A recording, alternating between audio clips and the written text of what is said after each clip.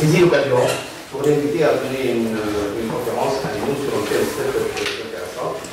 Comme vous avez vu sur la fiche, donc c'est un professeur qui a dirigé l'Institut d'architecture de Genève. Il a donc reçu des prix, il a édité des livres sur un thème de prédilection qui est un thème qui est l'architecture et la construction, et cette dualité des ressemblances, dissemblances, ça va faire l'objet de sa conférence aujourd'hui. Et c'est un thème qui est très intéressant et très formateur. Donc la relation souvent vivue entre l'architecture et la construction. Donc est-ce que l'architecture, la question est-ce que l'architecture doit ressembler à ça? Voilà. Déjà poser la question, c'est une problématique. Et nous sommes donc curieux d'écouter notre cher et illustre invité donc pour ouvrir un débat sur ce que Dora Ismail appelle la tectonique. Et je crois que c'est très important. Donc, toutes les architectures ont une relation avec, avec la construction. Mais quelle est cette relation? Donc voilà, j'arrête ici et je donne la parole d'abord à Dora Ismail pour nous présenter le contexte de notre invité. Et je vous souhaite une bonne écoute. Et ça rentre aussi dans une tradition qu'on devrait organiser à l'école. C'est une leçon inaugurale, une grande conférence donnée par un expert ou un professeur illustre qui lance l'année académique et lance aussi des sujets de discussion et de débat enrichissant. Voilà, merci. Et la parole est à Dora Ismail. Merci beaucoup, monsieur le directeur. Merci au professeur Simonet d'avoir répondu à notre invitation. Merci à vous tous et toutes d'être là. Nous sommes très heureux de l'accueillir, surtout que monsieur Simonet est un des pionniers qui a introduit le débat tectonique, et notamment cette discussion, ce débat entre l'architecture et la construction dans le milieu francophone, parce que comme vous le savez, la leçon tectonique est apparue en Allemagne, dans le milieu anglo-saxon plutôt, et a été reprise par Kenneth Frampton aux États-Unis. Et donc, le professeur Simonet figure parmi les personnes pionnières du lancement de ce débat dans le milieu francophone et donc européen. Nous sommes donc heureux de l'écouter et nous avons de manière préméditée appelé cette conférence leçon inaugurale parce que ça fait des années que, de mon point de vue, dans mon cours, j'essaie d'introduire la notion tectonique, que ce soit dans les cours théoriques et les cours pratiques d'atelier, mais également avec des thèses fondamentales et des thèses qui sont en cours de production, comme celle qui va être soutenue samedi. Je vous invite vivement à venir assister à sa soutenance de notre chaîne de Fatma, avec le professeur Simonet comme rapporteur. Et donc, avec tout ce travail, cette conférence, ces thèses, les cours qui sont donnés, quelque part, nous voulons inaugurer un débat, le lancer en tout cas ses fondements par rapport à la Tunisie et quel débat tectonique on pourrait éventuellement avoir et poser en Tunisie. Et voilà, je vous laisse la parole et je vous remercie encore. Merci. Monsieur le directeur, Madame Dora Ismail, merci pour cette invitation. C'est moi qui suis honoré de pouvoir m'exprimer devant vous et je vais vous soumettre une réflexion. Là, je vous dis d'emblée tout de suite, c'est un problème plutôt conceptuel, intellectuel que je vais développer par rapport à cette relation toujours ambiguë entre architecture et construction. Alors le thème général, donc, c'est cette relation.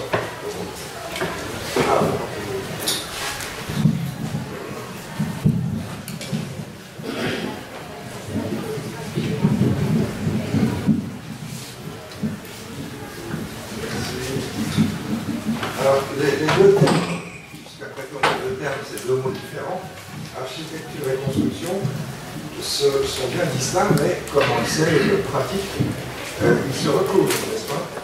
Et la question que j'aimerais poser, c'est quelle est la nature de ce recouvrement? Dans un livre qui date de quelques années maintenant, j'ai parlé de fiction constructive, l'architecture de la fiction constructive. Fiction suppose une narration, suppose un récit. Et la réflexion que je vous soumets aujourd'hui partira de cette citation de l'architecte allemand Karl Friedrich Schinkel, qui est donc l'architecture doit ressembler à sa construction. Schinkel dit encore quelque part l'architecture c'est la métaphore de la construction. Alors ce mot m'a toujours intrigué et au fond je me suis souvent engagé à essayer de comprendre la nature de ce recouvrement. Alors il faut se méfier des images, mais à vouloir qualifier ce recouvrement entre construction et architecture, il faut bien évidemment lui trouver une expression. Alors recouvrir appelle à l'idée de couverture, de voile, de protection également. Et au fond, c'est cette nature de ce voile, de ce bouclier, pour ainsi dire, de cette protection que j'aimerais interroger. On a parlé souvent, on entend ça dans les discours d'histoire de l'art et de l'architecture, de protection esthétique. Rien que le terme doit nous poser quelques problèmes. Qu'est-ce que ça signifie? La protection esthétique. Vous voyez sur la photo de gauche, c'est un projet de Schinkel, justement, donc l'auteur de cette formule, qui a été détruit maintenant depuis un certain temps, mais qui est supposé raconter cette ressemblance, hein, c'est ça la question que je pose, ressemblance, dissemblance entre architecture et construction. Alors, on peut dire, à l'instar de nombreux architectes, donc récemment Fred Koulas, je crois que j'ai entendu ça, et bien d'autres, que toute construction est architecture.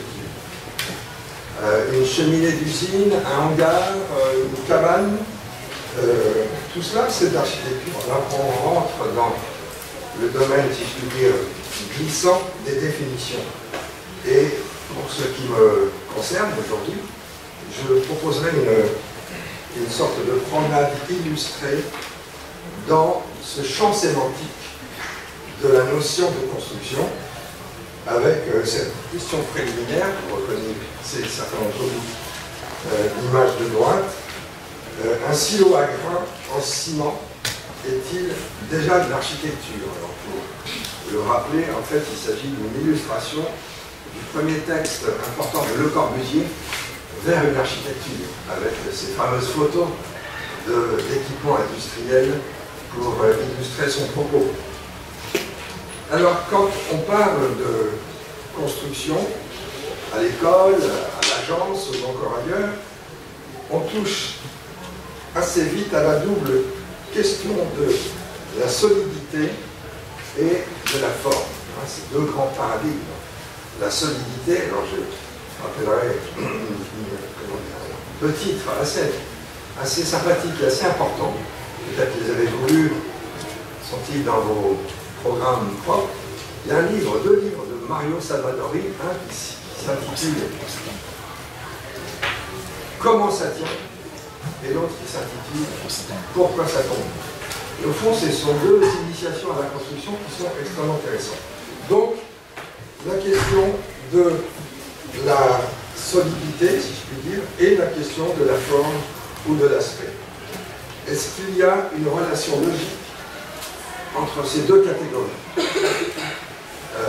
Un pont, une maison, un temple, peu importe, ces objets ou ces mots renvoient à des images mentales stables, pour ainsi dire, dans tous les sens du terme.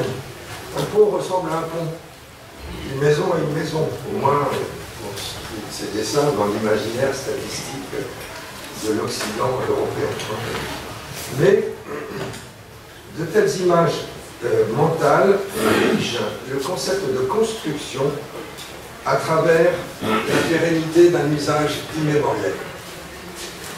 Alors dans notre domaine, n'est-ce pas, donc je parle bien de l'architecture, ce double paradigme du solide et du formel, ou du visuel, a très souvent été commenté, voire critiqué. C'est presque un principe de la critique architecturale que de faire fonctionner les deux catégories dans leurs analyses.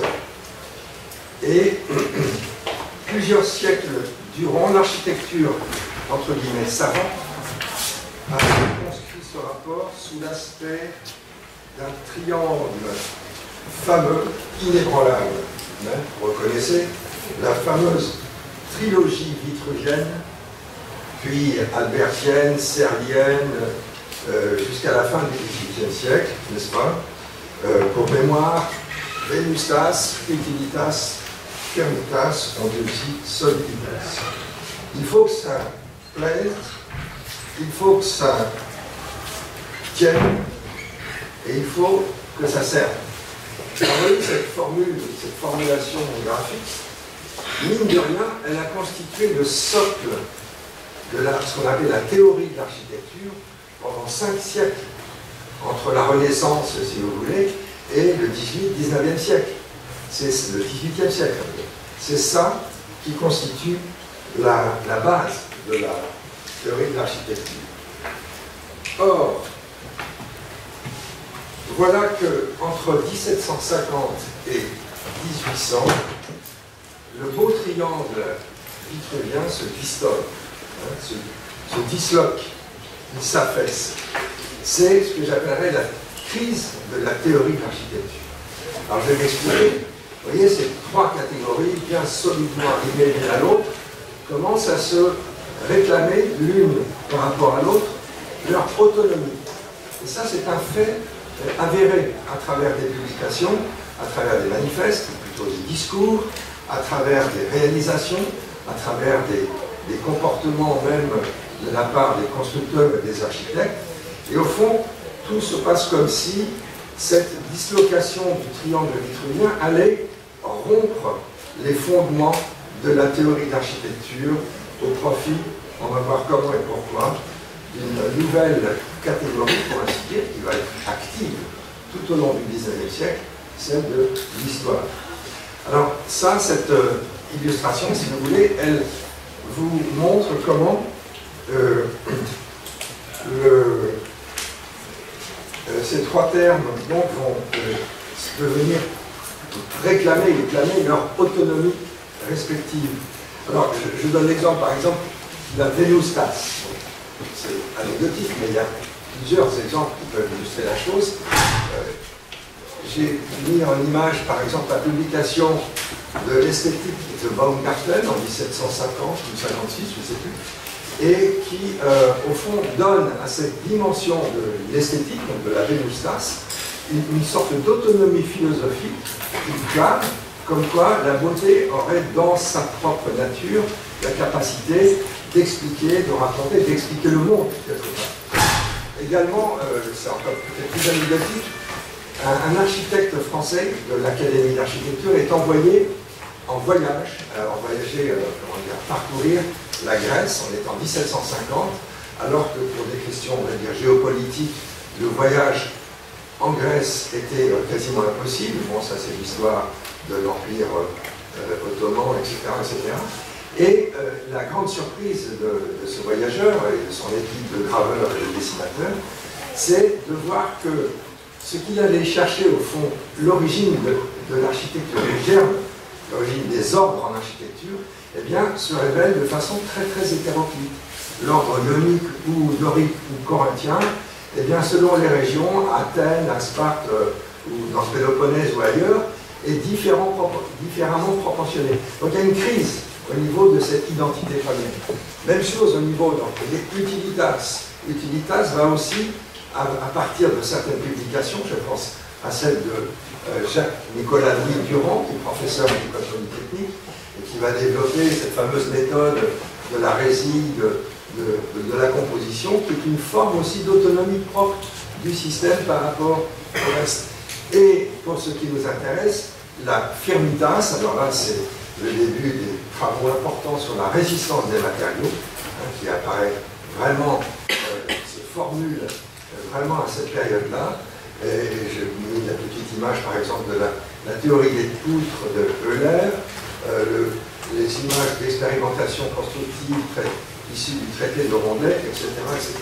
Donc, vous voyez, le message, c'est que chacune des catégories trouve et cherche son autonomie.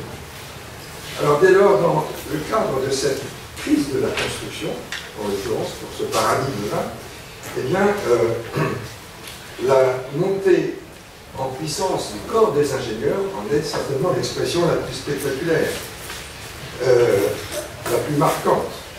Mais au niveau de la conception des édifices, de la référence stylistique, le style considéré comme un habit.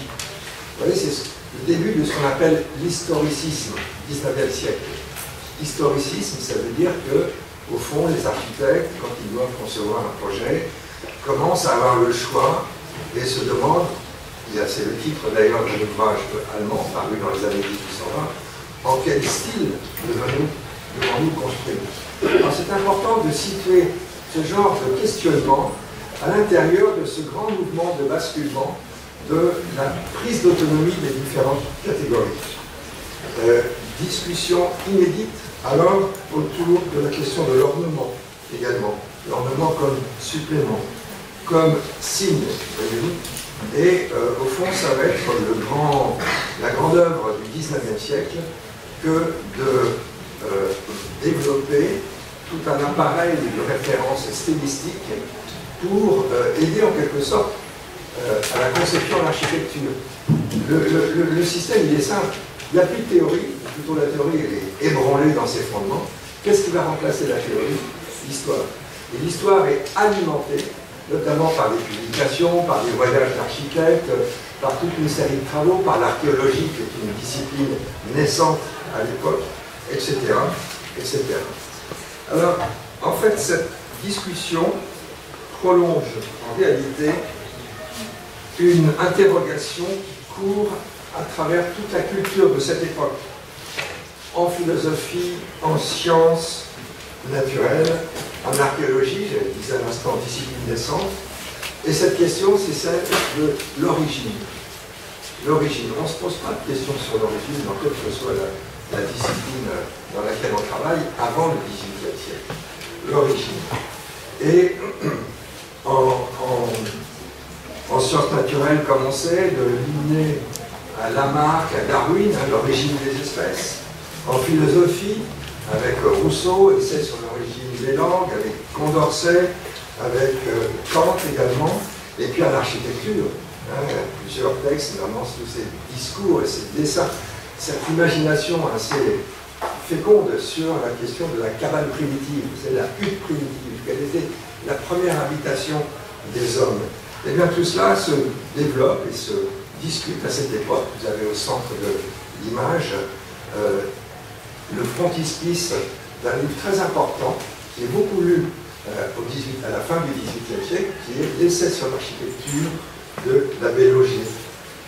Et donc, on peut dire encore que la quête de l'origine va se substituer à la quête, disons, de l'idéal en architecture.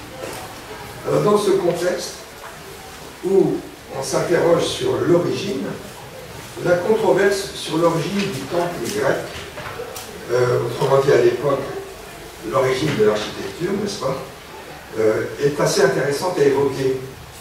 Le temple type, alors la grande référence à l'époque, c'est le Parthénon, c'est l'architecture grecque, qui serait, et d'après les textes, et d'après tout ce qu'on dit, on raconte à l'Académie, l'origine même de l'architecture.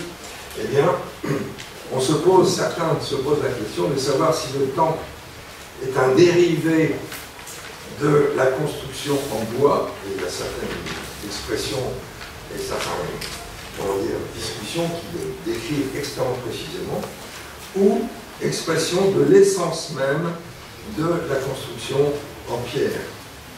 Et c'est là qu'il faut évoquer ce personnage qui nous retiendra peut-être demain lors de la souffrance de Nourchen, Karl Bötticher. C'est un architecte, élève, disciple de de Schinkel, donc l'auteur de cette citation, de la ressemblance de l'architecture et de la construction, et qui introduit et développe ce concept de tectonique.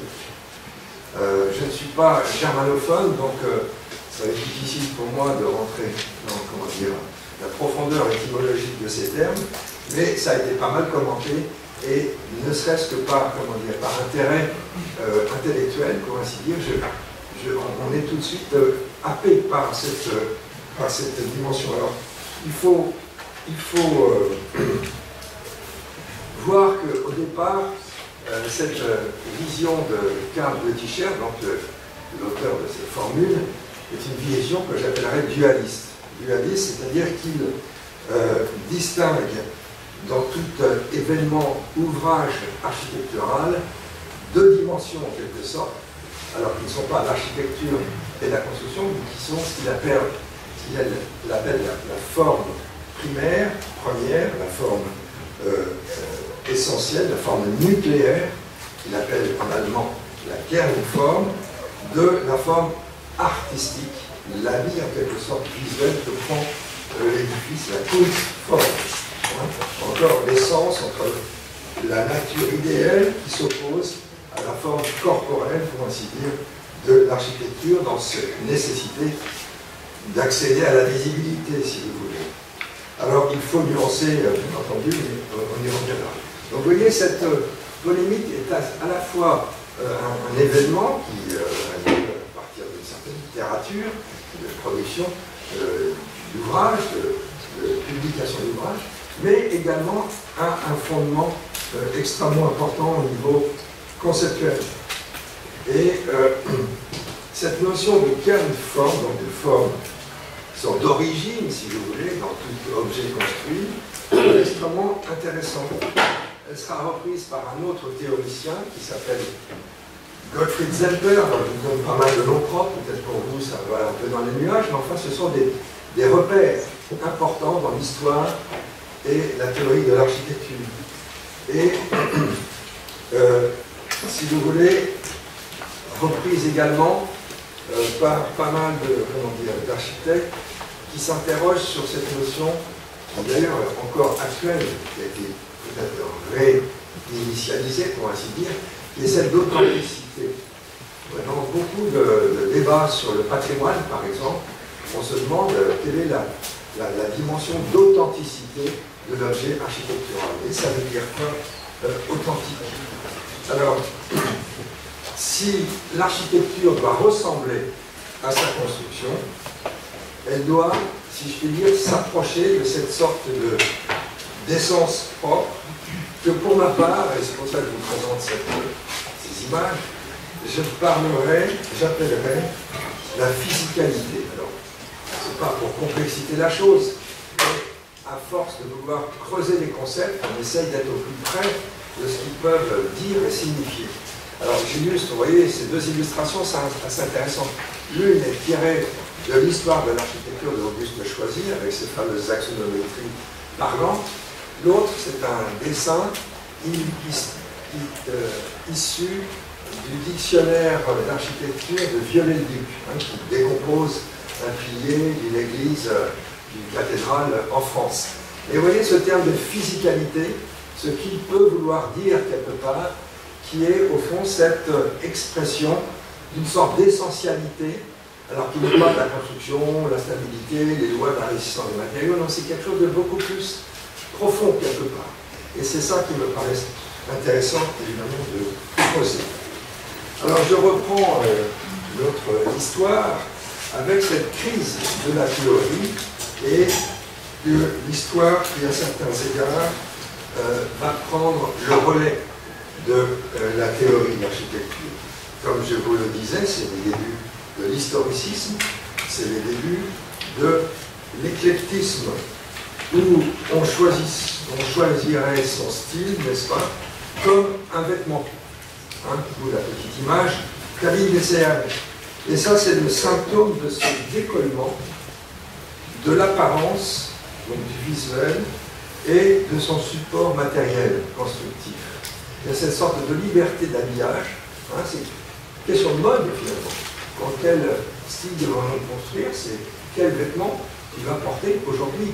Et l'architecture rentre dans cette période assez étonnante, où notamment la redécouverte, ou plus exactement la réhabilitation de l'architecture médiévale, gothique, s'inscrit évidemment dans cette dynamique de l'autonomie respective de toutes les catégories.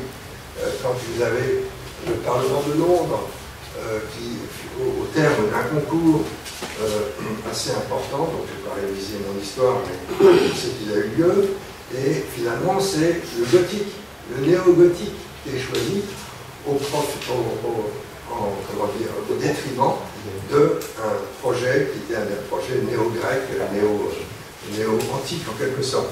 Dans d'autres cas, des musées en Allemagne, à Berlin ou ailleurs, c'est le néo-grec qui va l'emporter.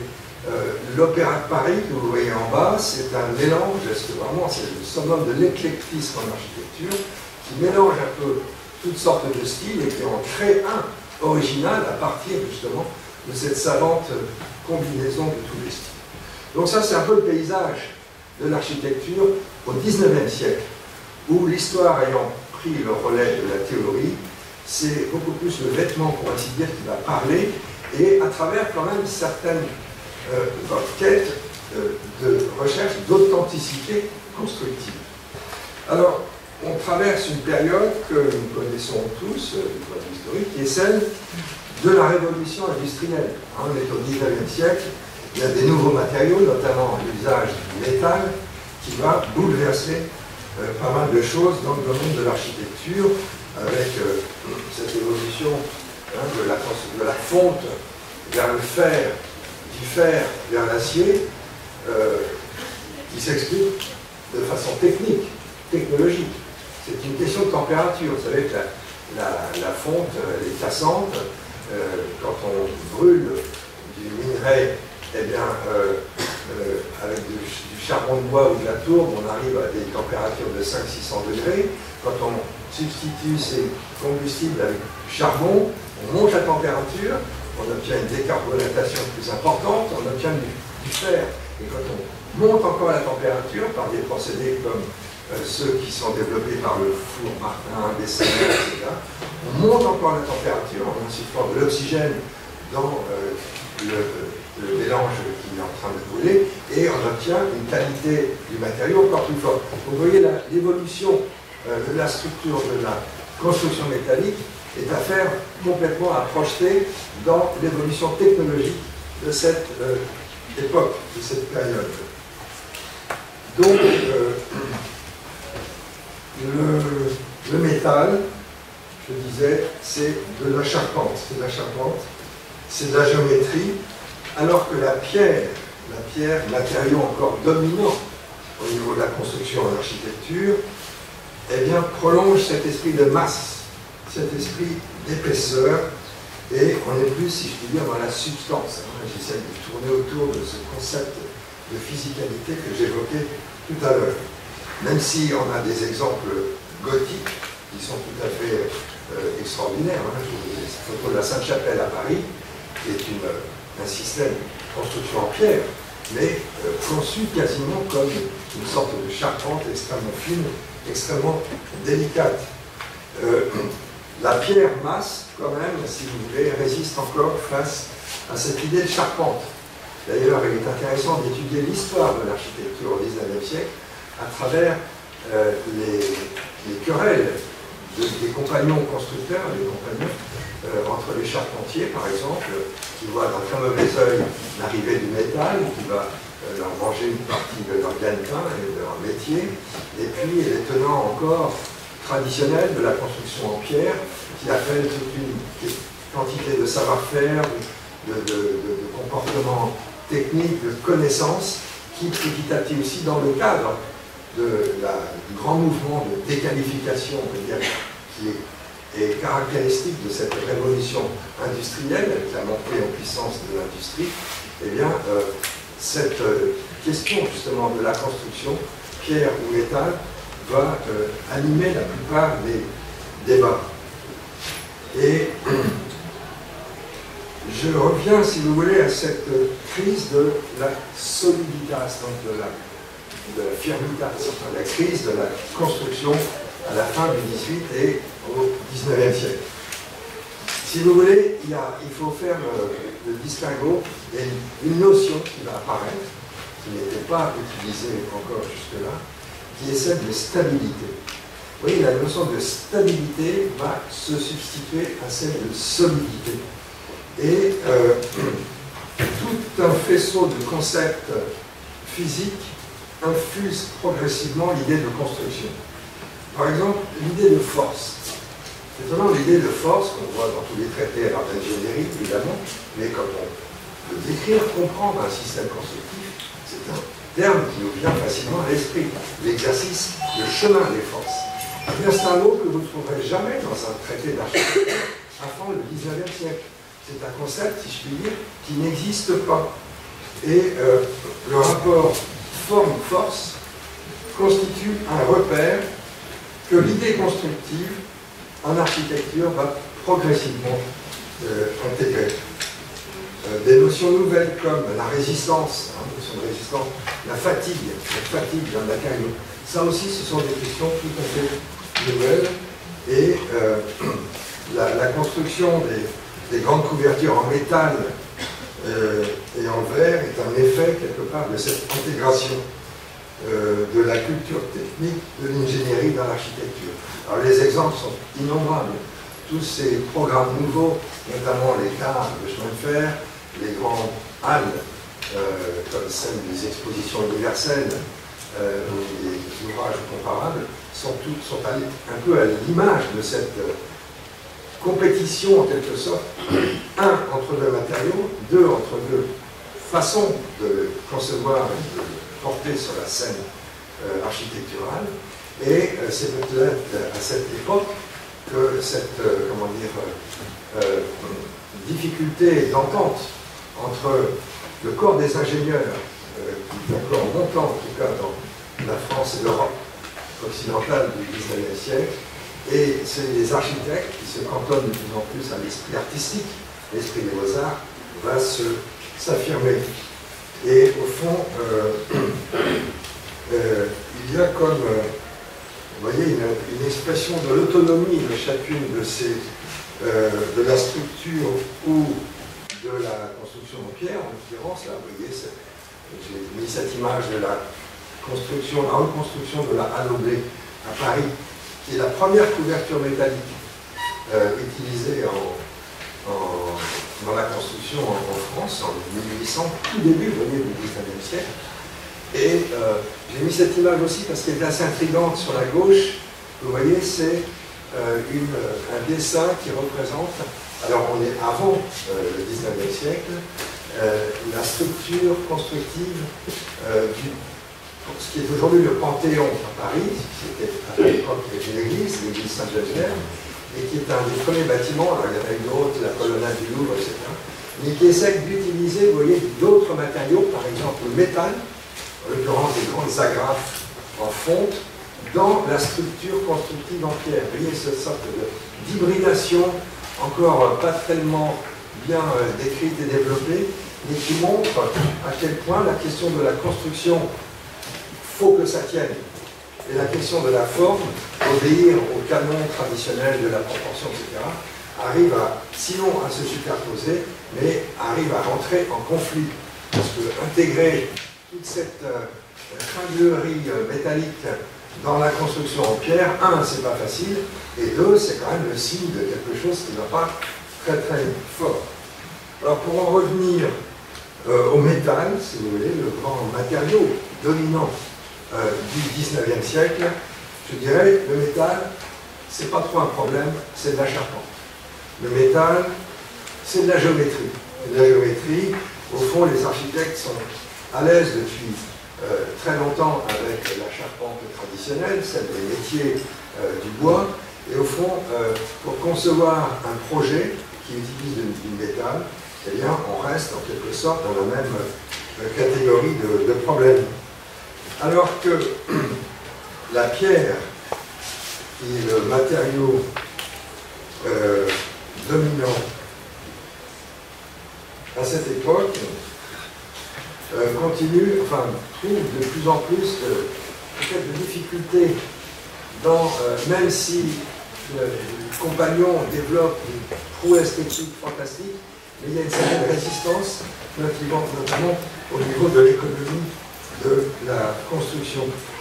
Alors, les constructions les plus spectaculaires, évidemment, au XIXe siècle, je dirais, sont en métal. Hein, c'est dans toutes les mémoires de l'histoire de l'architecture, les ponts de Eiffel, de Gustave Eiffel, hein, une série qui sont notées que la tour Eiffel à Paris, c'est jamais qu'une pile de ponts, c'est pas plus. Hein, c'est un objet assez saisissant et spectaculaire, mais qui reprend complètement le type constructif, la structure constructive d'une pile de ponts, ce à quoi s'est exercé l'ingénieur Gustave Eiffel durant pratiquement toute sa vie. Alors, ce qui est intéressant, c'est que c'est un des premiers hommes. D'abord, il est très haut pour l'époque, 300 mètres, c'est quand même une performance. Et puis, ce qui est assez étonnant, c'est la façon dont Eiffel et son ingénieur, celui qui a été l'origine de la première esquisse, en fait, défendent le projet. En disant, nous, notre problème, c'est qu'il faut que l'édifice qu'on va bâtir, qui doit faire 300 mètres, tienne son propre poids, ne se casse pas la figure de son propre masse, et résiste aux efforts du vent. Hein, c'est le grand problème des constructions en hauteur, comme vous le savez, c'est que le vent est une force latérale, on va dire, horizontale, qui est extrêmement importante. Et le calcul, si je puis dire, de cette grande structure métallique ne répond que à ces deux contraintes essentielles premières. Alors, où est-ce que j'en suis?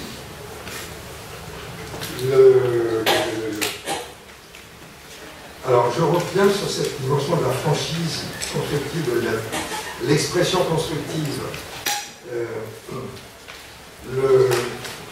Tout un courant porté donc par différents architectes, et notamment par des théoriciens comme Viollet-Duc en France, par Ruskin en Grande-Bretagne, par Schinkel et Zelper en Allemagne, va défendre ce courant de la franchise, de la vérité constructive, terme nouveau qui apparaît également à cette époque dans l'expression architecturale. Alors, ce qui est intéressant à remarquer aussi, c'est que, en quelque sorte, la forte inertie stylistique qui est portée par le courant des Beaux-Arts, le courant classique, on va dire, eh bien, elle demeure le canon essentiel, la référence. Il y a une difficulté entre le monde des architectes qui continue à développer, à pérenniser des principes de composition, de proportion, de référence stylistique par rapport à l'arrivée de ces nouveaux matériaux. Alors je vous donne ces trois exemples parce qu'ils ne sont pas courants. Vous voyez, en haut à gauche, vous avez le projet qui, à l'origine, était le projet gagnant pour le concours lancé pour l'exposition internationale de Londres 1851, comme vous savez, qui a abouti finalement à la construction du Crystal Palace par Paxton. Et c'est Hector Auron qui avait gagné le concours. Alors, mais le projet, il est encore, on dirait une grande gare, il est encore un peu massif, un peu lourd.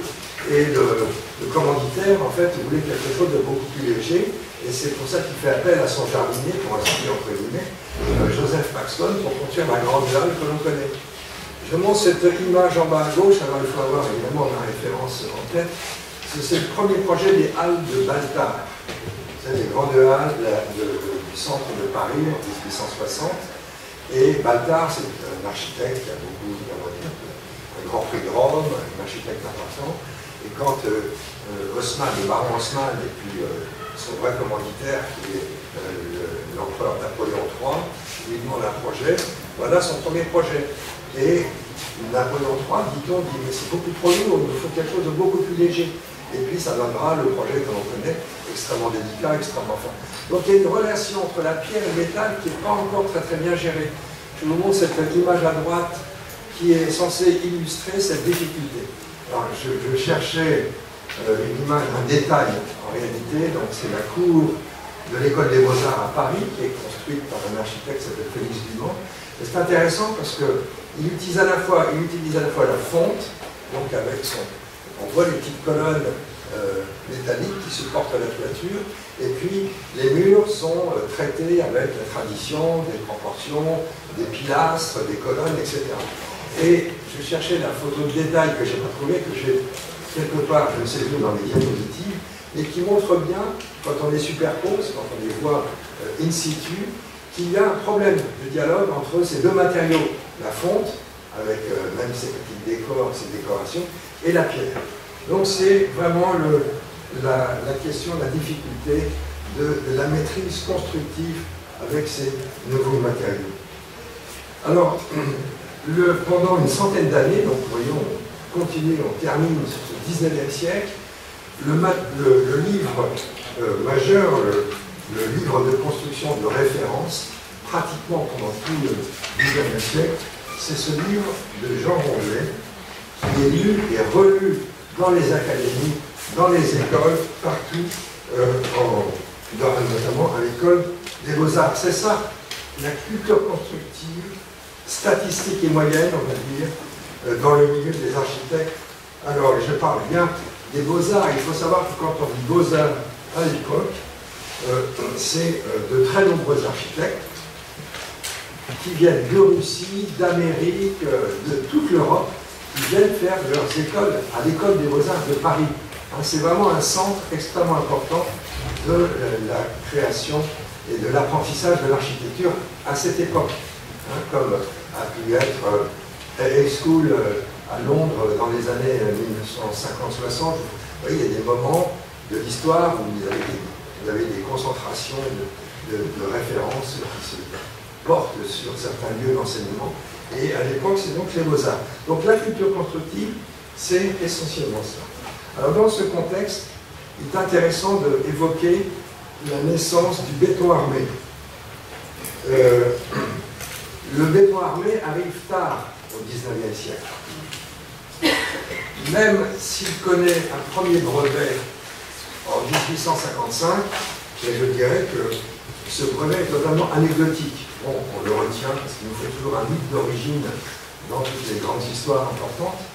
La barque du garde-chasse Lambeau, Joseph-Louis Lambeau, qui en avait assez de voir ses barques en bois pourrir dans les étangs de la Sologne, et qui a l'idée de construire une barque avec une sorte d'armature métallique et d'utiliser le ciment. Bon, mais ça n'aura pas beaucoup d'effet, si je puis dire, dans le milieu des constructeurs, de même qu'en haut, j'ai mis les premiers brevets du jardinier Joseph Monnier, qui également remplace ces caisses à fleurs et c'est un jardinier qui s'occupe des jardins publics, par des sortes de caisses en ciment armé. Mais il faudra vraiment attendre la fin du XIXe siècle pour voir quelque chose de significatif apparaître en béton armé. Alors, le problème du béton armé, c'est que c'est dans le milieu, j'évoquais la charpente avec le bois, le fer, la construction en pierre. Eh bien, au fond, le béton armé, c'est pas de la charpente, c'est pas de la stéréotomie. Il apparaît comme, si je puis dire, un non-matériau. D'ailleurs, les architectes ne veulent pas en entendre parler. Les matériaux, le béton armé, ça n'existe pas. Des yeux qui ne voient pas. Souvenez-vous, ce mot de Le Corbusier. Je dirais que c'est un matériau sans image, sans pédigré, autant dire sans origine. C'est effectivement le grand problème. Et le constructeur, sans mauvais jeu de mots, si je puis dire, est désarmé en face du béton armé. Dans un premier temps, ce matériau n'intéresse que les industriels, l'équipement industriel. Et d'ailleurs, ces deux photos qui appartiennent à un gisement photographique extrêmement riche sont tout à fait représentatives. Alors c'est une autre histoire parallèle que je ne vais pas vous raconter, mais c'est extrêmement intéressant de voir comment l'entreprise Elbic, qui est un des grands promoteurs du béton armé dans les années 1890-1900, va développer toute une publicité autour de son système, son brevet, pour enrichir, en quelque sorte, pour s'enrichir lui-même, et puis pour développer l'usage du béton armé. Alors ce qui est intéressant, c'est que, en fait, pourquoi l'équipement industriel s'intéresse et se jette sur le matériau, parce qu'il est économique, et puis c'est un secteur qui n'est soumis à aucune obligation esthétique, pour ainsi dire, et effectivement, pendant une quarantaine d'années, entre 1880 et 1920, le matériau n'existe quasiment pas pour l'architecture, à quelques exceptions évidemment mises à part. Je parlerai d'Auguste Perret, et pourtant on construit bien avec. Alors le problème, du point de vue, si je puis dire, de l'idée constructive, de la vérité constructive, hein, l'architecture doit ressembler à sa construction, le béton armé bouleverse tous les systèmes, tous les repères. Voilà un matériau d'où nulle forme logique naturelle ne peut s'engendrer. Le bois, il a sa fibre, sa forme, la pierre, son lit, son grain, sa masse, ça pareil, la brique, elle a son gabarit, et le béton, matériau d'origine liquide, qui plus est, donc on se demande bien à quoi peut ressembler, entre guillemets, une architecture de béton. Alors, il faut rentrer dans cette période qui est très très riche et très complexe de la naissance, si je puis dire, la modernité en architecture. La conquête du béton par l'architecture passera, si je puis dire, par le détour d'une idéologie, de discours, une idéologie radicale dont Le Corbusier en 1920 se fera le déclamateur. La naissance du mouvement moderne en architecture. Et il est intéressant de constater que cette question de la construction, alors je mets toujours des guillemets, construction, eh bien, deviendra plutôt construire, avec un point d'exclamation. Je ne sais pas si vous voyez la nuance. C'est-à-dire que, au fond, l'idée de construction va devenir comme un performatif, un ordre, construire. Et dans tout le domaine, dans tout le contexte de naissance des avant-gardes en Europe, alors dans tous les arts, mais en architecture, eh bien, cette dimension performative, de l'ordre construit, va prendre certainement le dessus. Et ça se suit à travers les manifestes, les revues, les programmes, toutes sortes de publications, à travers les revues nombreuses qui parcourent l'Europe entière après la Première Guerre mondiale. Il y a un désir de renouveau, d'esprit nouveau par exemple, qui est tout à fait symptomatique, construit. Alors, je dirais que les fameux silos que publie Le Corbusier en 1920 dans la première livraison de l'Esprit nouveau sont très symptomatiques de ce que devient l'idée de construction et d'idée constructive. L'esthétique de l'ingénieur, c'est un raccourci assez saisissant pour exprimer l'adéquation entre fonction, vous avez vu les équipements industriels en première béton armé, un usage très très clair, très très ciblé, et adéquation de cet usage au système de construction. On ne passe plus par le détour, si je puis dire, de l'exigence stylistique. La forme découle logiquement de cette équation bien posée entre fonction et matériau. Le béton armé, le problème de ce béton armé, c'est que, je parle au niveau de la construction, c'est qu'il n'exprime, ne raconte rien de sa nature propre du béton armé, du métier éventuel de sa mise en œuvre. Et l'architecte Auguste Perret, qui est un architecte entrepreneur, c'est ce qui fait que, comment dire, il y a cette ambiguïté et cette hybridation, pour ainsi dire, des compétences au tout début du XXe siècle, qui va le booster considérablement. Et Perret a un mot intéressant pour évoquer cette dimension, si je puis dire, aveugle des forces invisibles qui parcourent l'ouvrage en béton armé. Il parle, et là son mot, il parle du squelette théorique, le squelette théorique de l'ouvrage en béton armé. Alors je vous illustre ça avec ces deux images. L'une qui est tirée d'un des premiers manuels de béton armé, qui date de 1901 ou 1902, et qui montre, c'est assez intéressant, pour un même ouvrage, la répartition des fers en surface et en sous-face. Alors une fois l'ouvrage terminé, vous ne voyez rien de tout cela. Mais le fameux squelette théorique, vous l'avez bien exprimé à travers ces dessins, où il y a tout un secret, en quelque sorte, de répartition des armatures, qui va renforcer physiquement l'ouvrage. La photo de droite provient de cette réserve, ce gisement des photos de l'entreprise Henvic, et qui montre bien, vous voyez, ça c'est la construction du plancher du casino de Biarritz en 1903-1904. Pendant le coulage, vous voyez, cette photo est assez extraordinaire. Il y a beaucoup d'images qui sont tout à fait spectaculaires de cette période de la construction en béton armé, mais tout cela disparaît, bien entendu, une fois que l'ouvrage est achevé.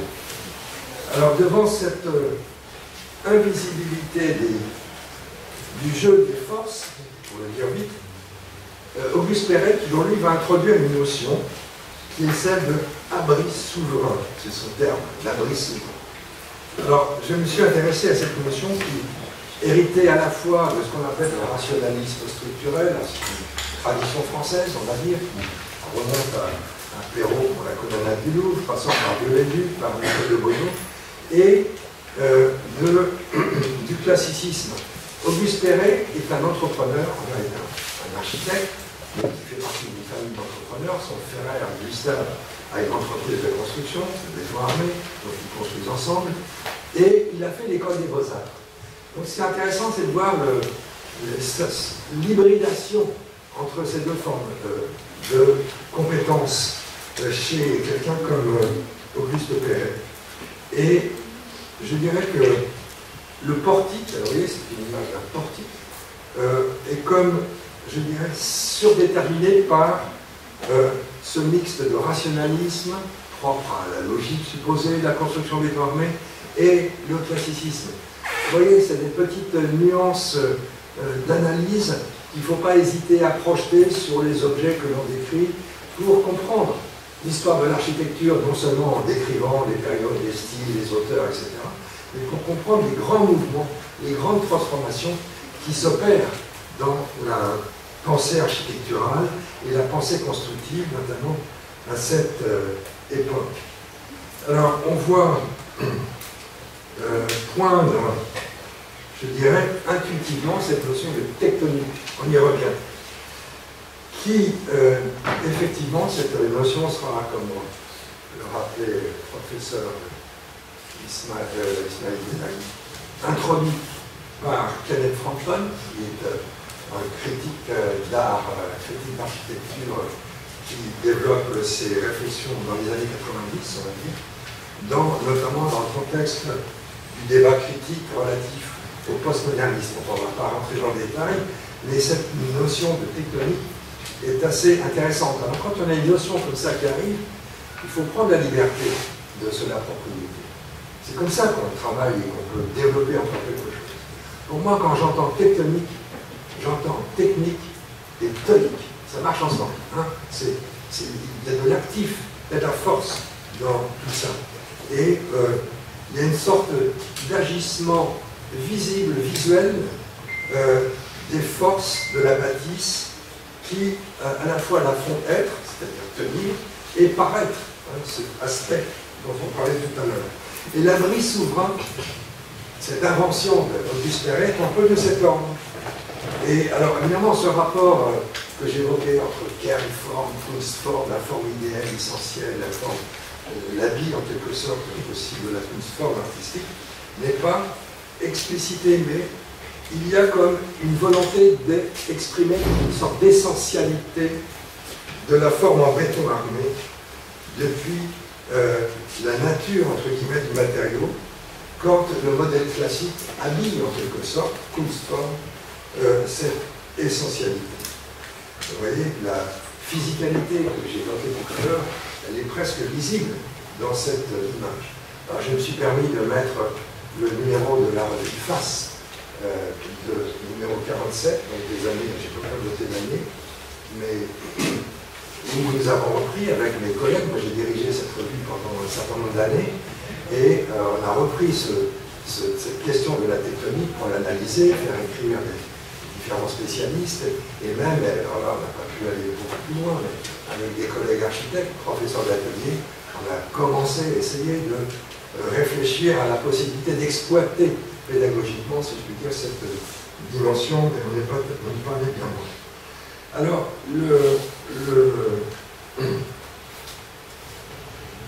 je dirais que l'architecture d'Auguste Perret, en réalité, peut apparaître presque marginale par rapport dans le déploiement de ce qu'on appellera, comme on le sait, le style international. La modernité en architecture, Le Corbusier, l'histoire d'Hermont, Gropius, Duisbourg et autres, Max Stam, toutes les grandes figures de la modernité architecturale, on a l'impression qu'elles passent à côté de ce travail que Auguste Perret, de façon un peu solitaire, essaye de mener par rapport au béton armé. Alors ça aussi, c'est un symptôme, je dirais, assez intéressant. Ce qu'on appelle le style international et que des critiques un peu méchants appellent le style rectangulaire de cette architecture, des panneaux blancs, flottants, coulissants, enfin vous connaissez un peu ça, horizontaux, verticaux, et la dimension constructive dans ce type d'architecture paraît étrangement absente. Et d'ailleurs, c'est le terme que j'utiliserai pour qualifier un dessin que je montrais souvent auprès de mes étudiants dans les cours d'histoire de l'architecture, qui est celui de la contre-construction, là que le terme, le titre est assez intéressant, de Theo van Desmoor, qui est un artiste, architecte hollandais, vraiment de cette époque, 1923, l'époque de la naissance de l'architecture moderne, avec tout un courant artistique qui est affilié, l'abstraction plastique, Mondrian, etc. Et au fond, je parlerai, vous voyez, dans cette figure, il décline ça en noir et blanc et en couleur, de façon très intéressante. Je parlerai de structure absente. La structure absente. Et structure absente, ça veut bien dire qu'elle est quelque part, mais en quelque sorte en négatif, effacée. Donc il y a une nouvelle problématique qui s'insère dans cette réflexion que l'on peut porter sur ce rapport, encore une fois, entre l'architecture, celle de style international, et sa construction. Est-ce que l'architecture ressemble à sa construction?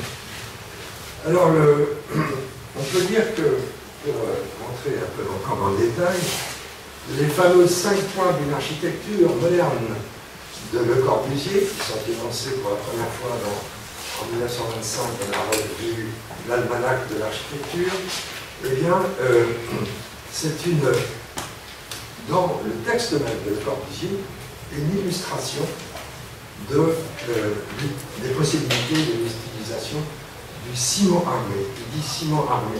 Intéressant de voir que le terme de béton armé va se substituer à celui de ciment armé essentiellement après la Seconde Guerre mondiale. On est dans le ciment. Et le ciment armé chez Le Corbusier, ça reste une figure presque abstraite. Et le ciment armé, dit-il, libère l'architecture. Alors vous connaissez les 5 points d'architecture de Le Corbusier, le plan libre, la façade libre, les poteaux qui libèrent du sol. Il faut rattacher, je pense, cette libération, cette liberté aux pensées, évidemment, à l'époque du purisme dans l'architecture, qui est la doctrine picturale défendue par Le Corbusier en 1920. Bon, c'est un mélange, c'est un peu compliqué. J'ai fait exprès de mettre en vis-à-vis, vous voyez, ces deux images, où la Villa Savoie, 1929, est photographiée dans cet esprit de pureté totale. Il n'y a plus que cette géométrie contrastée entre le noir et le blanc, ces formes simples, et sa vérité, si je puis dire, constructive, qui est illustrée par la mise en chantier de ce bâtiment. Alors, cette question de la construction, de l'expressivité du ciment sera dans un autre style, si je puis dire, d'habillage, de l'expression architecturale, développée et surdéveloppée même à travers ce qu'on appelle le brutalisme. Si vous voulez, une des critiques du mouvement moderne, donc de cette architecture de l'abstraction, pour ainsi dire, blanche, jamais grise comme le ciment, eh bien, s'appuiera cette critique dans ce sens après-guerre, donc avec cette volonté de raconter de façon franche, de façon presque plus brutale au sens du terme, cette architecture. Alors, les questions d'origine, pourquoi le brutalisme arrive, se développe après la Deuxième Guerre mondiale, bon, tout ça est en discussion, mais c'est intéressant de voir ce que devient le béton armé, le matériau, et notamment par rapport à cette idée d'expression constructive. Je vous ai mis trois exemples, il y en a des centaines, mais il y a la brutalité, c'est pas seulement les traces de coulure, de malfaçon dans l'expression du béton armé, c'est aussi la façon dont sont montées, fabriquées, déployées les formes elles-mêmes en matière de construction. Et la reconstruction, vous savez, c'est cette grande période qui va suivre pendant une vingtaine d'années les désastres de la grande guerre, la Deuxième Guerre mondiale, Première Guerre, deuxième, véritablement industrialisée, pour ainsi dire. Eh bien, à certains égards, les grands ensembles, les procédés de fabrication, l'industrialisation lourde, par exemple, eh bien, sont à l'image des nouvelles techniques de construction à l'or. Hein, on a parlé du chemin de grue, l'architecture du chemin de grue. Ça veut dire quoi, chemin de grue? C'est-à-dire que c'est la grue et son mouvement et sa logique propre qui va ordonner le déploiement de l'objet construit. Et au fond, il y a cette sorte, quand on dit que l'architecture doit-elle ressembler à sa construction, eh bien on peut dire que dans les grands ensembles produits dans les années 1950-60, il y a quelque part cette assimilation qui est tout à fait visible. Alors, après les années 70, avec la fameuse crise ouverte par l'augmentation du baril de pétrole, n'est-ce pas? Eh bien, et dans on appelle ça pour simplifier, le fouillis postmoderne qui voudrait redonner du sens à l'architecture en la maquillant plus ou moins d'histoire, il y a des mouvements qui sont assez intéressants et qu'il faut simplement, que j'évoquerai simplement, comme l'architecture du high-tech. Alors le high-tech mérite aussi qu'on s'y intéresse en détail, parce qu'à certains égards, s'il y a une architecture qui veut s'exposer comme étant basée à partir du système constructif, tel vous me voyez, tel je tiens, tel je suis bâti, en quelque sorte, c'est ce que dit, c'est le message du high-tech, il y a quand même tout un effet de théâtralisation qui est assez intéressant. C'est-à-dire que l'architecture se déguise entre ce qu'elle est. Enfin, c'est un peu complexe à développer, mais il y a cette idée-là. Et vous voyez, je vous l'illustre par exemple, l'ossature de la Lloyds, la banque construite par Foster à Londres, achevée en 1986.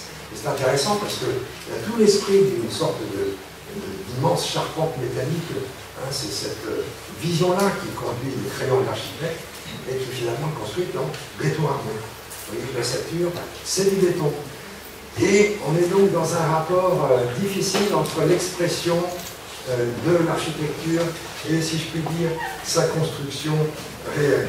Donc on retrouve, si vous voulez, cette problématique avec ce que je dirais, c'est qu'il faut lire l'architecture, je reprends ce terme, que j'ai développé il y a assez longtemps, comme une fiction constructive. Quelque part, de fait, l'architecture, de par sa nature fatalement, si je puis dire, physique, l'architecture c'est un art du poids, c'est un art, comment dire, la masse. Hein. Autant un tableau de Van Gogh, bon, il fait 50 cm sur 50 cm, il n'y a pas de problème de descente de charge, il n'y a pas de problème de la gravitation. Mais l'architecture doit évidemment répondre. Elle doit donc raconter quelque chose de ce qui l'a fait tenir. mais elle doit, si je puis dire, s'indexer. Hein, elle se montre, je m'avance en montrant mon masque du bois. C'est ça l'architecture. Je vous soumets ces deux images, parce qu'elles sont assez symptomatiques à deux époques complètement différentes de cette ambiguïté. Le palais de Thiène, construit par Palladio à Vicence en 1542. Alors, je cherchais une photo de la façade, mais je n'ai pas trouvé une photo bien, peu importe. Mais vous avez un langage de l'ordonnance classique des proportions qui est avec ses colonnes engagées, ses pilastres et ses linteaux, etc., qui raconte cette grande tradition de la construction en pierre. Or, le palais, comme d'ailleurs pas mal de ce genre d'édifice en Italie, est entièrement en briques. Et ce qui est intéressant, c'est que récemment, enfin il y a peut-être une quinzaine d'années, c'est que tout l'enduit de la pierre s'est disloqué, s'est effacé, et apparaissait comme le palimpseste, si je puis dire, de sa véritable nature, qui était de la brique. Vous voyez, il y a cette question de fiction constructive, elle est totalement opérante dans ce genre d'exemple. J'ai pris un exemple beaucoup plus récent, vous voyez, le couvent de la Tourette de Le Corbusier, qui date des années 1960. Alors là aussi, chez Le Corbusier, il y a toujours plein d'ambiguïté dans une construction qui est montrée, une construction qui est racontée même, et la construction, si je puis dire, réelle, qui ne procède pas tout à fait comme ce comment on la voit. L'exemple, c'est, vous voyez, cette petite fente qui semble tenue par ces sortes de sucre de béton, on ne voit pas très bien, mais c'est l'éclairage, en fait, la fente d'éclairage, la fenêtre tout en longueur de la distribution des cellules du couvent de la Tourette. Eh bien, en fait, c'est une pure fiction, parce que le véritable système constructif, c'est un système finalement traditionnel, de poteau-poutre, et à l'emplacement de ces fentes, il y a une espèce d'excroissance du poteau pour simuler cet effet de tenue de calme, en quelque sorte. Donc, dans beaucoup de constructions architecturales, on trouvera cette ambiguïté qui est souvent constitutive même du langage de l'architecture. Alors, il faut bien entendu relativiser.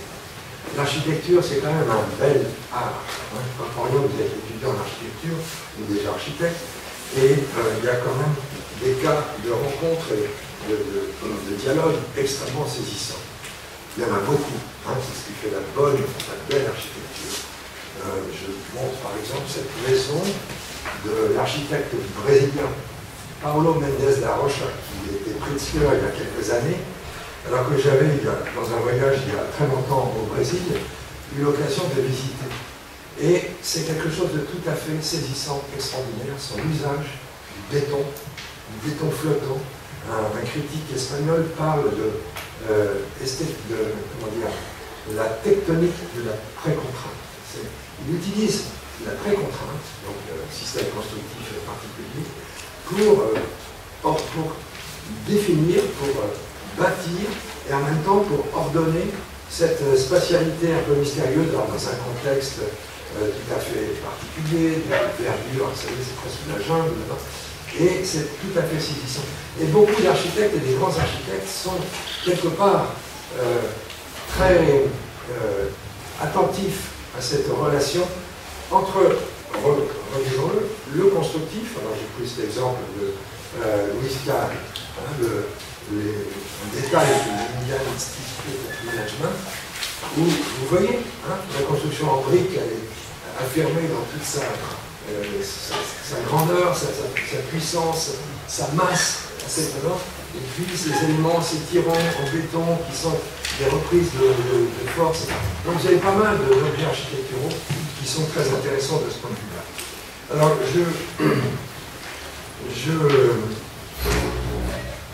aujourd'hui, je dirais, les choses bougent encore et les ordinateurs ont remplacé les tablettes dessin, comme on le sait.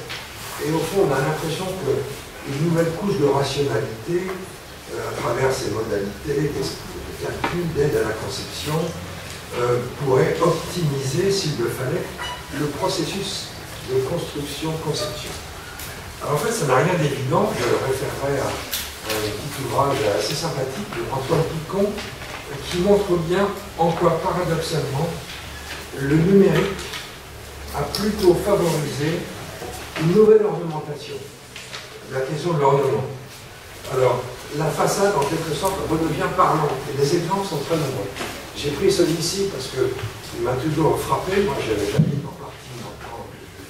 J'ai quitté l'enseignement à Genève, j'habite à Barcelone.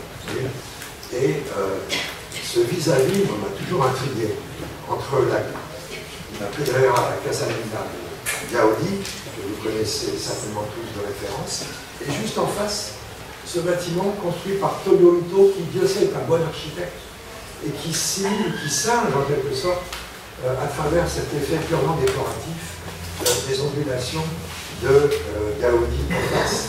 Alors là aussi, on va s'intéresser sur l'efficience et l'efficacité des systèmes constructifs. L'un est un pur voile, je parlais de voile, mais il n'y a même plus d'apparence constructive, puisque c'est comme une sorte de métal déployé qui se déploie précisément sur toute la façade. Alors que la façade de Gaudi, elle aussi, a aussi quelque chose à dire. C'est pas du pur constructif. Il faut savoir que la façade de Gaudi, c'est un mur ondulant qui saute aux portes. Et derrière, on est dans une structure métallique beaucoup plus traditionnelle. Mais ce n'est pas la question. Donc, vous voyez que le problème, c'est celui aussi du langage visuel, et j'insisterai pour ma part, non pas nécessairement sur l'apparent, la Kunstform visuelle sollicitée par le dessin de crayon d'architecte, mais de ce qui établit la consistance matérielle première de l'architecture. Un mot quand même sur la question du chantier. Il ne s'agit pas d'un schéma d'équation issu de la résistance des matériaux dans le bâtiment, mais je dirais tout ce qui autorise le devenir matériel, substantiel, la physicalité de l'architecture, donc le chantier. On dit peu de choses sur cette question de la production matérielle des édifices. C'est encore tabou.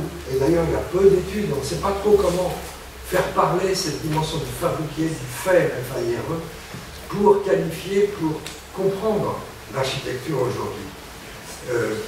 L'acte de construire comme performance économique, performance ouvrière, performance entrepreneuriale. Hein, c'est comme certains historiens d'art, par exemple, qui s'intéressent à la peinture, il y a des très beaux livres consacrés à cette question, parlent de la touche du peintre. Alors, que ce soit dans l'art renaissant, où la touche est presque invisible, ou chez Van Gogh, il n'y a que ça pratiquement, il y a une dimension de la présence de la main qui à la fois conçoit et fabrique. Dans l'architecture, cette question mériterait largement d'être évoquée. Alors je vais bientôt terminer, rassurez-vous. La question, et alors, ce serait de est-ce que le chantier laisse des traces visibles sur l'architecture? Le chantier fait partie de cette construction, de ressembler à sa construction dont parlait Chimicale. Et en quoi le chantier contribue à la lisibilité de l'œuvre, voire même à son intelligibilité. Le geste ouvrier fait-il signe? Alors, il y a un concept, à cette occasion, je ne vais pas le faire maintenant, mais c'est celui de trace, la notion de trace. Au fond, qu'est-ce que c'est que la trace en architecture? Et j'ai pris quelques exemples, notamment à droite, on voit mal à cause de la projection, hein, c'est une trace du coup de scie de la pierre. Eh bien, c'est, si je puis dire, l'empreinte du geste technique. Et au fond, à certains égards, ce que fait l'architecte quand il travaille avec cette dimension première, c'est qu'il donne du sens, il sémantise l'empreinte du geste technique. Vous voyez ça? Et ça donne quelquefois des projets qui sont tout à fait intéressants. Le brutalisme est un véritable laboratoire à cet égard, et notez que l'architecture vernaculaire également est saturée de ces traces qui sont extrêmement intéressantes à étudier et à regarder. Il y a une expressivité de la trace qui est saisissante chez de nombreux architectes. Je pense que des architectes tout connus, Roosevelt, l'américain, Zanin, le brésilien, ou même la maison Jaoul de Le Corbusier à Paris. Vous connaissez peut-être la ligote, c'est que les murs en briques construits sur ce projet ne plaisaient pas à Le Corbusier. Il y a une entreprise qui travaille très bien, etc. Et en fait, il fait détruire les murs en briques et il dit à son entrepreneur, alors vous me remplacez le maçon qui a très bien monté son mur, vous me mettez un Portugais, un Espagnol, un Français, un Hollandais, et chacun a ses manières différentes, ça c'est la brique, et ça donne une espèce de chatoiement tout à fait différent. Vous voyez comment on fait parler, si je puis dire, la trace à travers des projets comme celui-ci. Donc, interroger également des notions comme celle de malfaçon perfection. Là, j'ai mis un petit florilège, vous voyez, ces traces, on a bien d'autres exemples qui seraient possibles. Je vais donc terminer sur cette image, ou plutôt ces deux images, qui sont à gauche le mur est du couvent de la Tourette de Le Corbusier, montré déjà tout à l'heure, à droite, le projet, ou plutôt le bâtiment de TOTS, de Toyo-Ito, à Tokyo. Alors, ces deux projets en béton, moi je les trouve très, très forts, très significatifs, et qui sont très très différents, comme vous pouvez le voir sur les images. Le premier, donc le mur de l'église de Le Corbusier, c'est une fantastique symphonie de béton armé, qui raconte dans le détail, surtout quand vous avez les yeux collés sur ce bâtiment, toute la difficulté d'un chantier. Alors je connais bien chantier parce que mon premier travail de recherche portait sur la conception et la réalisation du couvent de Le Corbusier, et qui, dans cette complexité, est saisie dans une sorte de géométrie première élémentaire, mais qui raconte effectivement quelque chose de sa construction. L'architecture doit-elle ressembler à sa construction? Il y a cette ambiguïté, en même temps c'est une réalité quelque part. Et puis Toyo-Ito, vous voyez à droite, c'est quand même très différent, mais je trouve que cette paroi est exemplaire. Vous connaissez peut-être ce bâtiment qui fonctionne à la fois comme structure et comme enveloppe, comme fenêtre, pour ainsi dire, et exprime toute la qualité visuelle de l'édifice. C'est assez extraordinaire, c'est très japonais finalement, mais c'est tout à fait étonnant. Si je puis dire, Vitruve renaissant sous la métaphore de l'art. Voilà, j'en ai terminé. Merci de votre attention.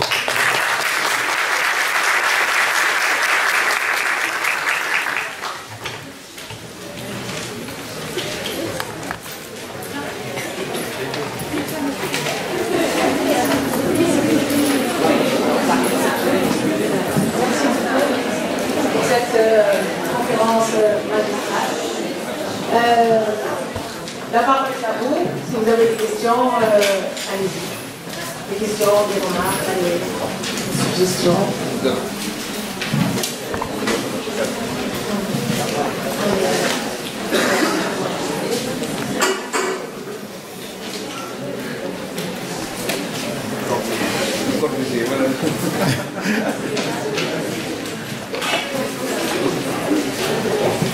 Pas de questions?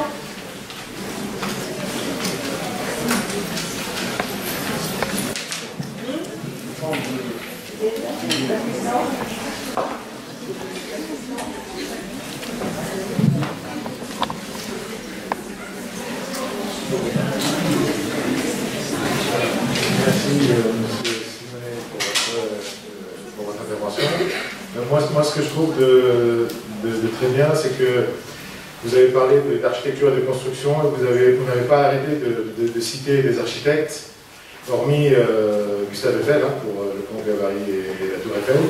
Et en fait, on est dans une école d'architecture, et c'est très important pour les futurs architectes de voir que la question constructive fait partie de l'apprentissage et du métier, et que voilà, les questions qui ont été posées, qui ont été abordées par M. Simonet sont importantes, et elles sont dans la pratique, dans la réflexion et tout, et voilà, il y a un champ très ouvert. Voilà, c'était surtout ça.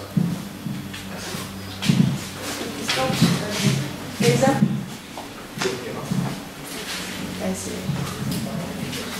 En fait, je voulais remercier le professeur Simonet pour l'intérêt de cette conférence, mais je suis restée sur ma fin. C'était tellement fascinant qu'à la fin, quand vous avez parlé de l'acte de concevoir et comment est-ce que l'architecte, quand il conçoit, il laisse ses traces, et le constructeur aussi, le maçon, le maître maçon laisse aussi des traces, c'est là où je trouve que c'est la cerise sur le gâteau, c'est le meilleur moment de la conférence. Et vous avez arrêté. J'aurais aimé aussi...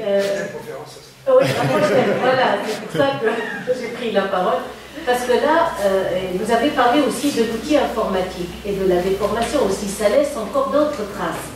En fait, nous sommes sur ça. On parlait ce matin avec des étudiants et on se dit, oui, il y a la notion d'image qu'on voit sur Internet, sur Pinterest, etc. Et ça impacte un petit peu la manière de laisser sa propre trace. Et parfois, on perd aussi la confiance, on perd la force. L'étudiant, je parle au nom de l'étudiant, il perd un peu la force et il se dit, je ne peux pas faire mieux que ça.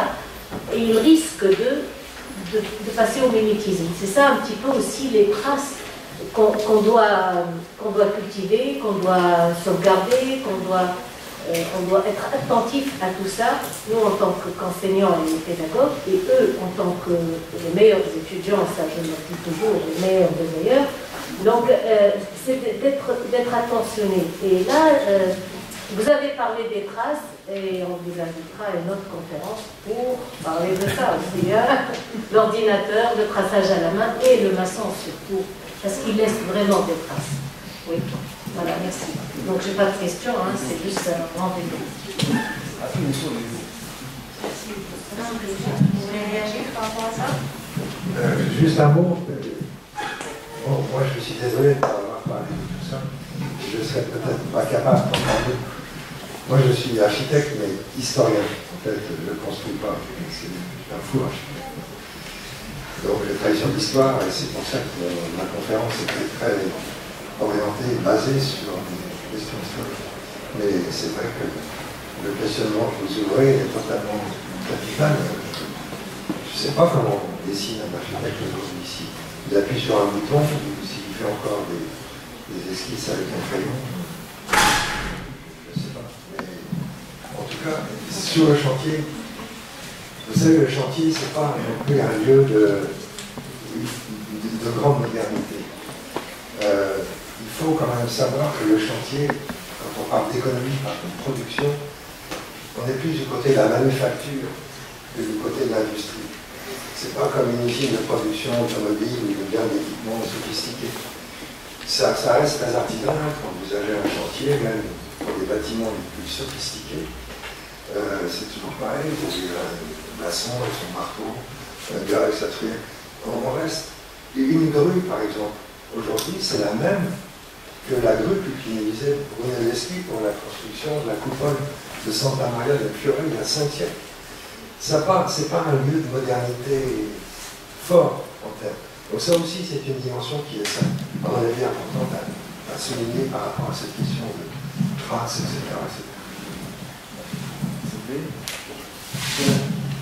Moi, je vais aussi, en tant qu'élève qui apprend, poser une question. Donc, vous avez parlé. D'abord, je vous remercie beaucoup pour cette conférence magistrale et nos étudiants certainement appris le temps de digérer pour poser des questions.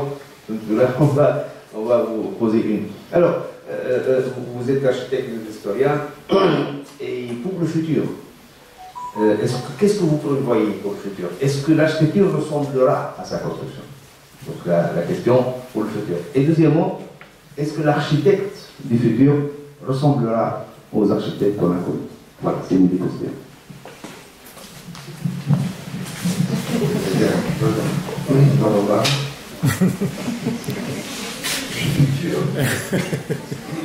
Bon, moi, l'évolution, disons, récente, non pas du métier d'architecte, mais du phénomène même de la construction générale, je ne pense pas qu'il y ait énormément de changements, de transformations, sinon dans les moyens, les procédés.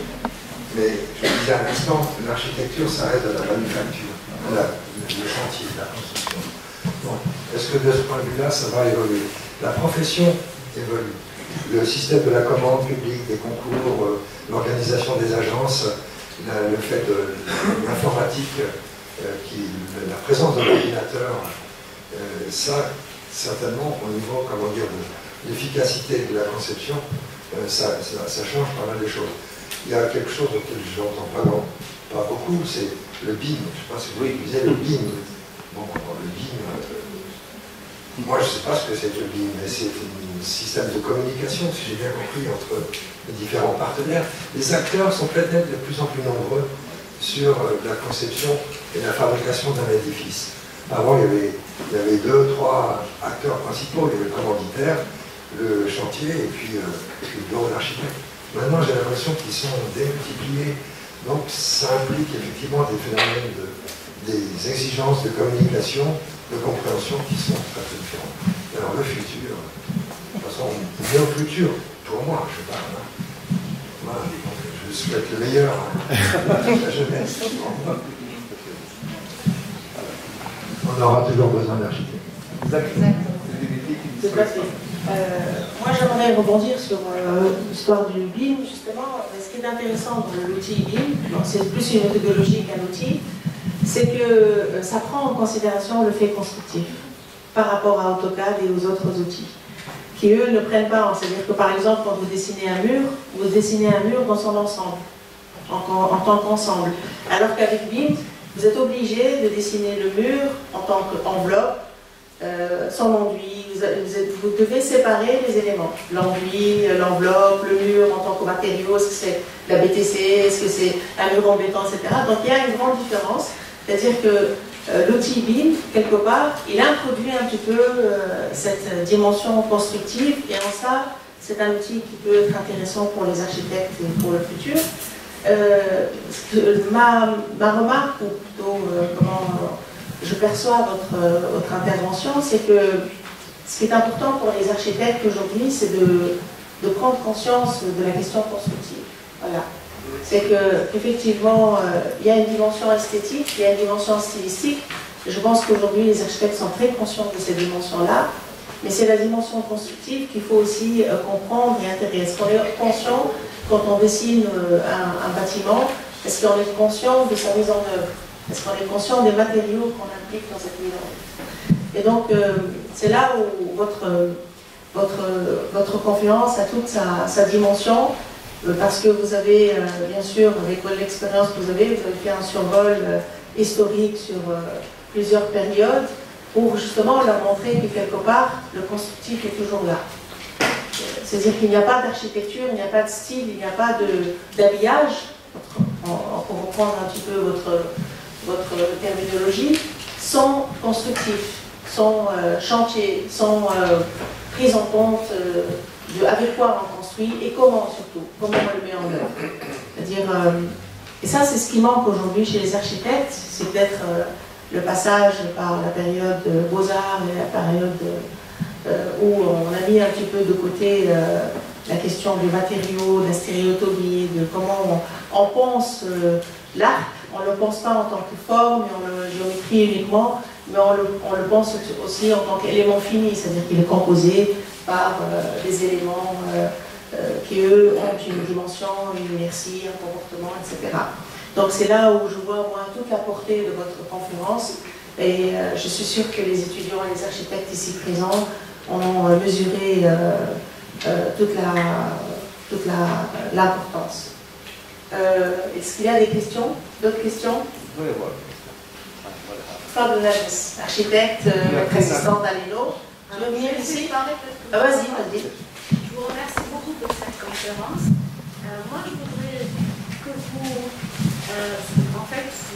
sollicitez pour parler un peu de la relation entre la sensibilité de l'architecte et l'exploitation de cette dimension constructive.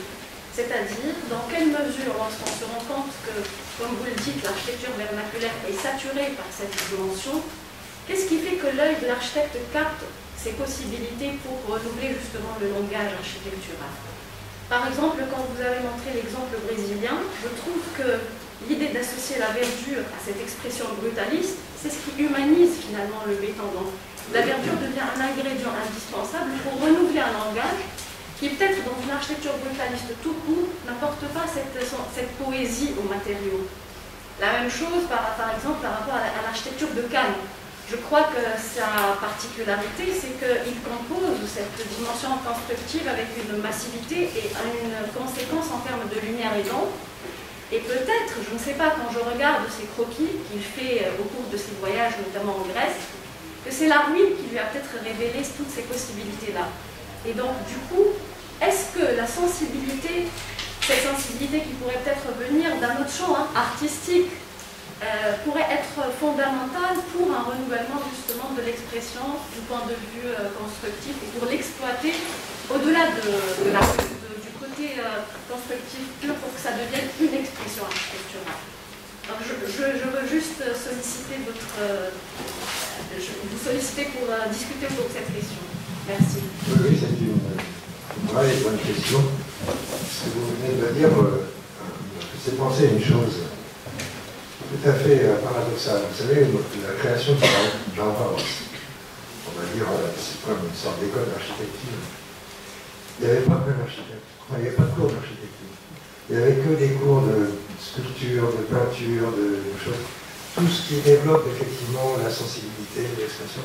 Mais en tout cas, la période de Gropius, en 1920 jusqu'à décembre, et il n'y a pas, moi ça m'a toujours étonné que les étudiants du Bauhaus n'apprennent pas l'architecture, mais l'apprennent par la tangente, si je puis dire, à travers justement toutes ces expressions artistiques. Alors peut-être qu'il manque dans la formation architecturale.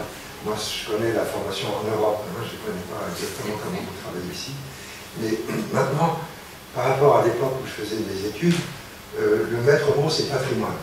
Okay, et puis maintenant, environnement, hein, c'est les deux paradigmes qui montent en flèche.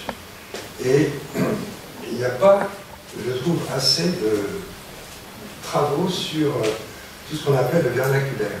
Il ne faut pas le vernaculaire l'investir de façon nostalgique, ni même la façon de Rudowski, architecture sans architecte, de façon militante pour balayer cette profession. Non, moi je pense qu'il y a beaucoup de leçons encore à prendre. Moi je trouve que il y a quelques années, j'ai travaillé sur l'air, A-I-R, l'air comme matériau, on va dire. Voilà. Pour changer, parce que je travaille beaucoup sur le béton, je dis tiens, on va travailler sur l'air, qui est au fond le symétrique et l'inverse, hein, c'est l'immatérialité par rapport à la matérialité. Et dans ce cadre-là, j'ai croisé beaucoup, dans les lectures, dans le travail, beaucoup de choses qui avaient à voir avec la qualification de l'habitat à travers justement par exemple la position du foyer dans différentes constructions traditionnelles, le feu, etc. Et je trouve qu'il y a une richesse d'inspiration dans ce genre de considération qui n'est pas assez exploité. Bon, maintenant les choses changent peut-être pas mal, parce que environnement signifie ambiance un peu. Et par exemple, tout ce qui a à voir avec ce que j'appellerais les éléments non géométriques du confort, en quelque sorte. Tout ce qui ne passe pas nécessairement par la définition d'un volume, d'une forme, mais qui passe par une considération attentive à de l'immatériel. Alors, le vernaculaire et l'architecture traditionnelle est bourrée d'indices de cette dimension qui méritent, à mon avis, d'être relevés, utilisés, je ne sais pas comment, exploités, etc. Mais c'est juste.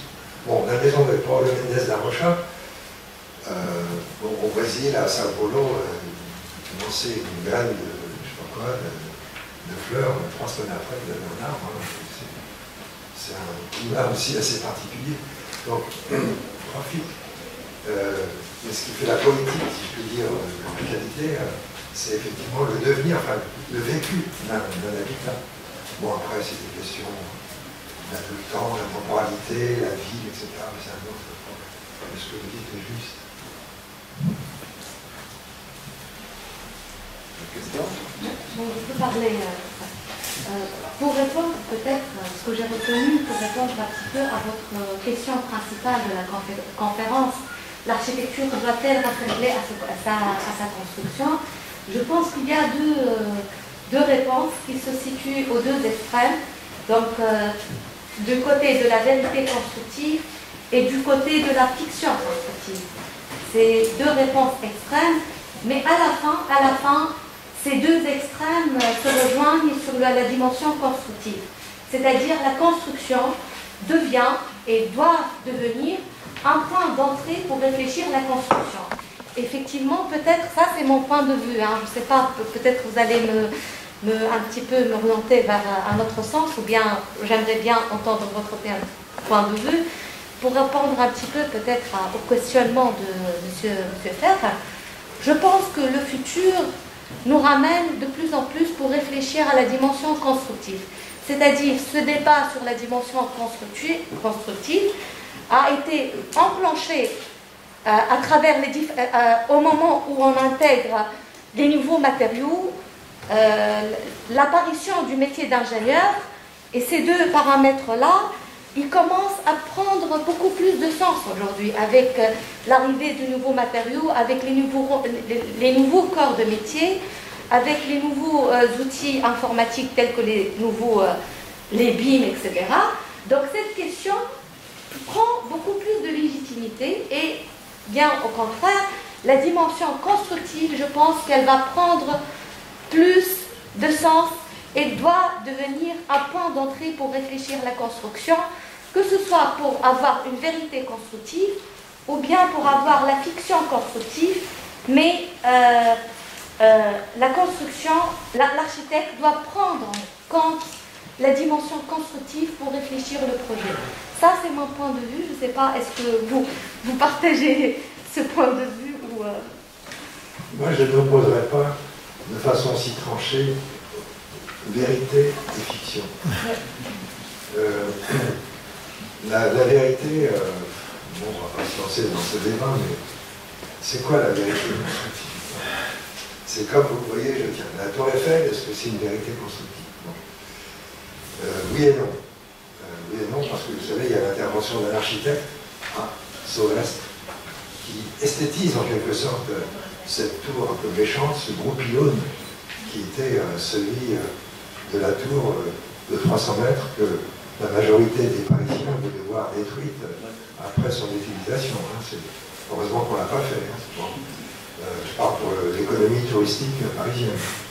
Et puis même pour l'intérêt de cet objet. Alors, vérité et fiction, pour moi, une fiction, c'est raconter une histoire comme si c'était vrai. C'est ça la fiction.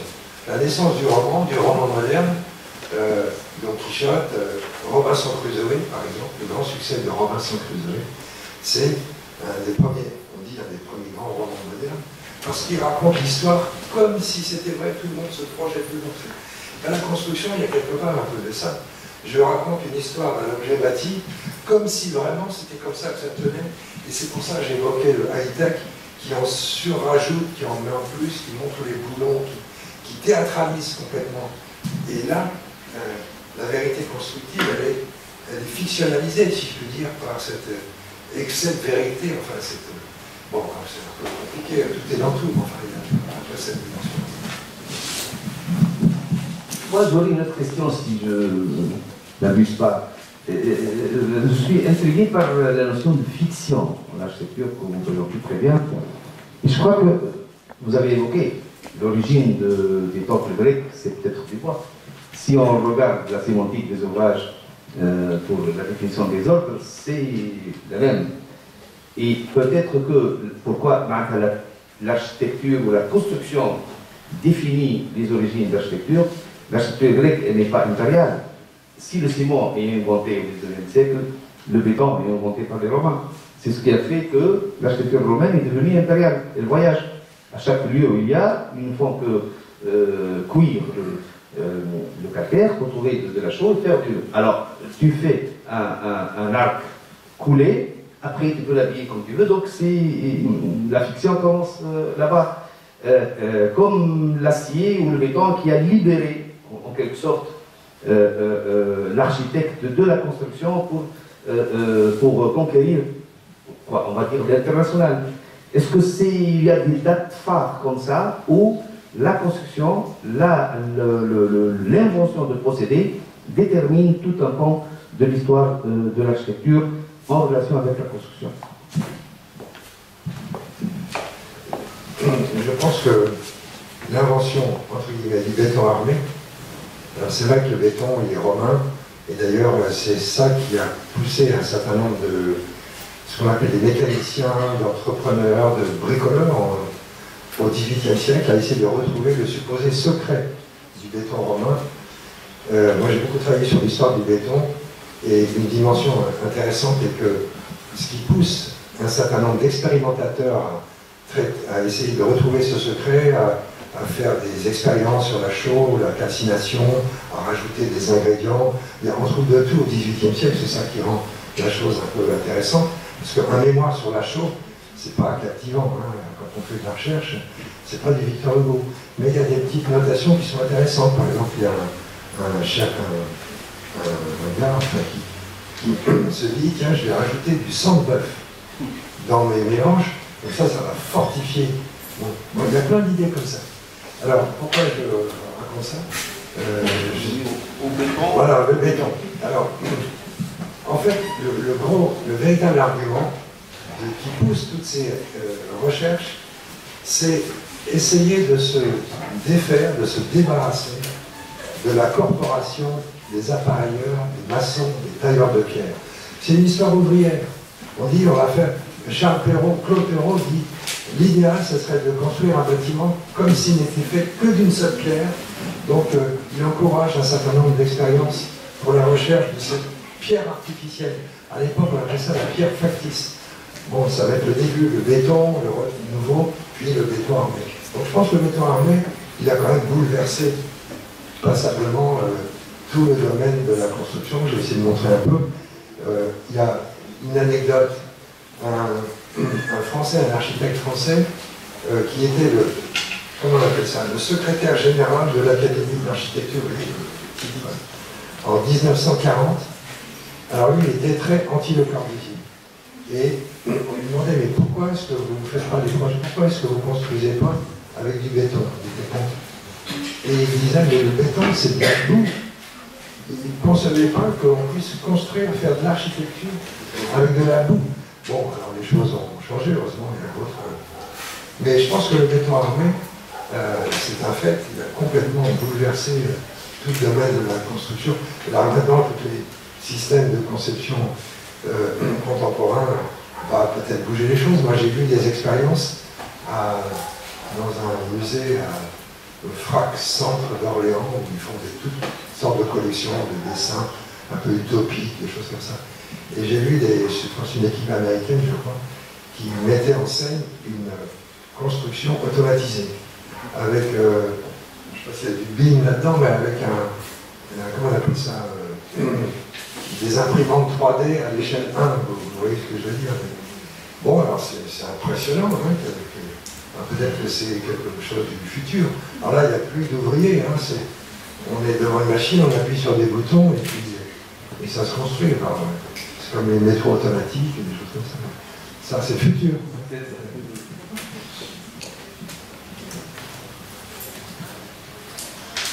S'il n'y a pas d'autres questions, on clôture la séance. D'autres questions, non? C'est pas une question, mais c'est une question justement, c'est par rapport à cette dimension constructive et versus vérité. C'est-à-dire, oui, je pense, entre guillemets, que la dimension constructive est un fait du procédé, un fait d'outil.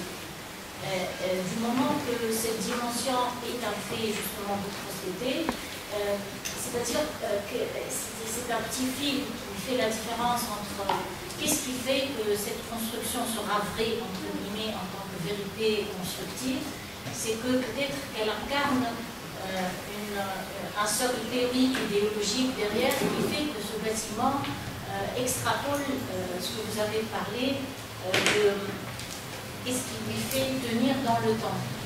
C'est ça le plus important, c'est pas la dimension constructive en soi qui est peut-être notre interrogation dans le futur, c'est-à-dire que c'est pas comment construire, mais c'est par quel moyen on aura à associer des éléments de paramètres pour que le bâtiment tiendra dans le temps. c'est ça, viendra dans le sens vrai, vérité constructive, non pas dimension constructive. Alors tenir, ça a plusieurs sens. Hein. Tenir dans le temps, c'est-à-dire qu'il ne s'écroule pas, et en même temps tenir comme objet, comme image. Alors, déjà, il y a une... Mais ce que vous dites est assez juste. Hein. Moi, peut-être c'est une dimension qui manque dans ces travaux, ces recherches. C'est difficile quand on a été formé architecte, comment dire, l'espace, et du coup la question du temps, elle revient maintenant, hein, avec l'histoire écologique, le changement climatique et tout. Maintenant, par exemple, à mon époque,